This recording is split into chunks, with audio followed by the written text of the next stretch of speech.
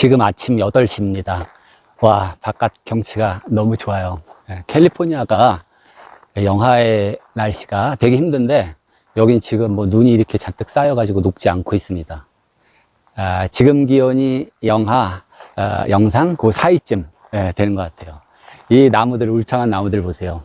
와, 이 나무들이 전부 목조주택용 목재가 될 수 있는 그런 레드파인 종류. 네.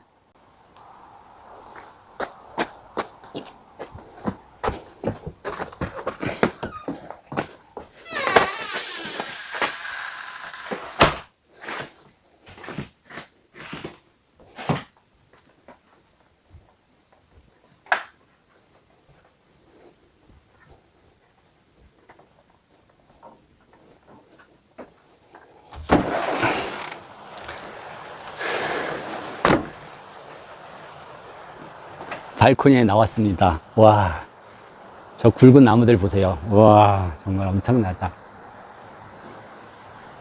요세미티 공원, 캘리포니아에 있죠. 요세미티 공원, 테나야 로치.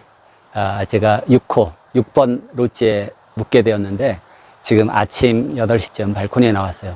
이 북미도 아니고 이 한참 남쪽으로 내려와서 캘리포니아 쪽에 이렇게 울창한 이 소나무 종류, 퍼라 그러죠. 또 전나무.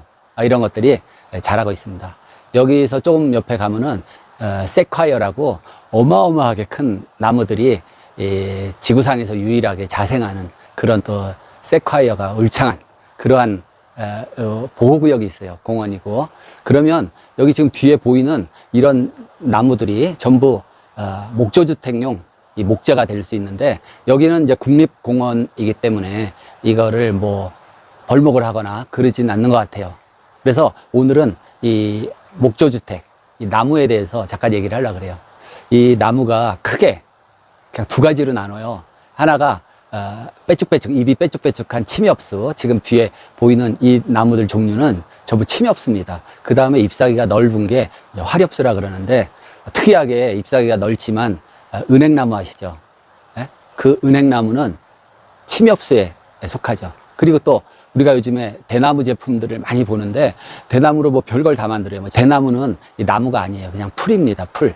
벽과 벼에 속하는 풀이에요. 그래서 식물학적으로 나무에 속하려면은 두 가지 조건을 만족시켜야 되는데 그 하나가 어떤 목질이 있어야 돼요. 딱딱한 그 나무의 그러니까 목질 그 자체가 있어야 돼요. 부피가. 그 다음에 이게 점점 자라면서 부피가 커져야 돼요.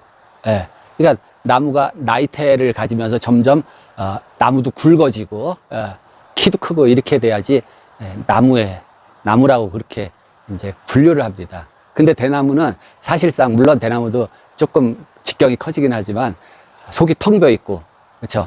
그 나이테도 없고 이렇게 목질 부분이 사실상 없다고 봅니다. 그리고 나이테를 늘려가면서 부피가 커지질 않죠. 그래서 대나무는 나무에 그렇게 나무라고 분류는 하질 않고 있어요. 이름만 그냥 나무입니다. 그 밖에 뭐 바나나라든지 야자 나무도 이게 나무가 아닙니다. 나무에 속하지 않는 거예요. 어쨌든 지금 보이는 거는 이 침엽수고 주로 이쪽 미주 지역에서는 저 북쪽 캐나다나 오레곤 미국 북쪽에서 굉장히 많이 생산되는 그 레드파인 또 퍼라 그러죠. 전나무, 가뭄비나무 이런 것들입니다. 어쨌든 이 나무들을 베잖아요. 베면은 이거를 그냥 원목이라 그러죠. 원목. 그래서 그 원목 요 나무 단면에서 우리가 전문 말로 취재율이라 그러는데 이 나무를 건축 재료로 쓸 수 있게 이렇게 치수를 다듬어서 생산하는 거를 제재라 그럽니다. 제재. 그래서 넓적하게 생긴 거를 널 또는 네모난 단면을 각재라 그래요. 각재하고 널 이렇게 비교를 하는데 요 두께 대비 길이가 6배가 넘어가는 거를 그냥 널이라 그럽니다. 그래서 이 미국 목조협회, 이 임산업협회에서는 규격화된 나무를 만들어요. 그렇죠? 그 원목을 아무렇게나 이렇게 뭐 널을 만들고 각재를 만드는 게 아니라 우리가 많이 아시죠? 뭐 2x4도 만들고 2x6, 2x12도 만들고 또 뭐 4x4 뭐 이런 거 다 그런 규격에 맞춰서 켜내야 돼요. 그러면 이 원목을 이렇게 잘랐을 때 그 단면에서 어떻게 이걸 켤 것인지 다 거기다가 표시를 해서 켜기 시작합니다. 근데 이 취재율이라는 거는 원목이 목재, 널이라 각재가 되는 그 퍼센테이지를 말하는데 이 침엽수 종류는 한 70% 내외 이렇게 나무가 고드니까, 그리고 화렵수는 한 취재율이 한 40~50% 정도밖에 안 됩니다. 그래서 이 곧고 높게 길게 자라는 하인 트리 종류, 소나무 종류가 이 제제목으로 굉장히 유리하죠. 그래서 그 다음엔 어떻게 돼요? 이 목재가 자체 수분이 많습니다. 원목은. 근데 수분이 많으면 그대로 요걸 구조재나 우리 건축 자재로 사용을 못해요. 왜냐하면 건조되면서 변형이 오고 말하자면 사이즈도 줄어들고 뒤틀리고 이렇게 됩니다. 그래서 요거를 건축 재료로 쓰기 위해서는, 뭐 구조재로 쓰기 위해서는 이제 함수율을 뭐 한 19% 이하, 그 다음에 뭐 창호 가구재로 하기 위해서는 기건 상태 함수율 뭐 한 13%, 15% 요 정도로 이걸 건조를 해서 써야 됩니다. 근데 이 건조 과정이 기간도 걸리고 뭐 인공적인 건조를 하면 비용도 들고, 그래서 이 건조가 굉장히 중요한 과정임에도 불구하고 이 좀 문제가 되는 나무들은 건조를 제대로 안 한 거, 그런 거를 쓰면은 문제가 생기기도 하죠.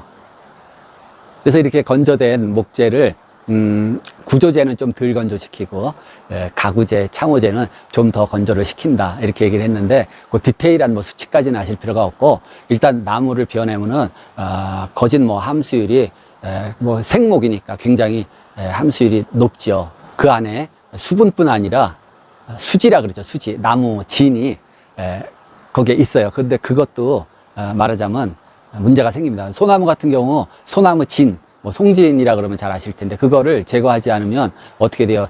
집을 다 그 송진으로 말하자면 루바 같은 거로 마감을 했는데 송진이 질질 흘러나오면 안 되겠죠. 그래서 송진도 제거를 해야 됩니다.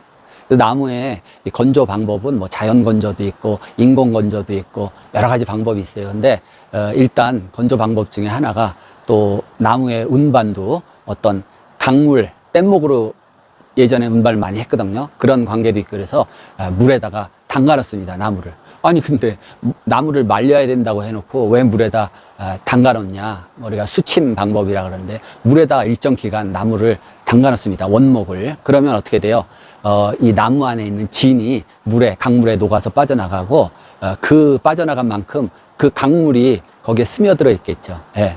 그 말린다면서 왜 그러냐 하지만, 그거를 나무 진을, 수지라 그러죠. 나무 진을 용출, 물에다 녹여내고 그 자리에는 물이 들어가요. 그러면 어떻게 돼요? 물은 건조가 쉽습니다. 빨리 되고. 그런데 이 수지 종류, 이 송진 이런 거는 잘 마르지가 않아요. 그래서 일단 그렇게 수지를 녹여내고 건조를 하게 됩니다. 지금 제 뒤에 보이는 나무도 엄청 굵어요. 저 직경이 한 60cm 정도는 될 것 같은데 엄청 굵어. 저 밑둥 부분이 약간 휘었어요. 그렇지만 위는 굉장히 고다요. 아주 곧습니다. 예. 지금 여기는 요세미티 공원 안에 있는 테나야 로찌입니다. 지금 아침 시간인데 간단하게 아침을 먹고 여기서 약 1시간 정도 또 차를 타고 운전해 가지고 요세미티 공원 핵심 부분, 중심 부분을 또 오늘 갈라 그래요. 그래서 또 이쁜 건물, 멋있는 건물, 그 다음에 멋진 이 나무와 우리 목조주택의 원재료가 되는 이런 나무들 여러분께 또 소개를 하겠습니다. 다음에 뵙겠습니다.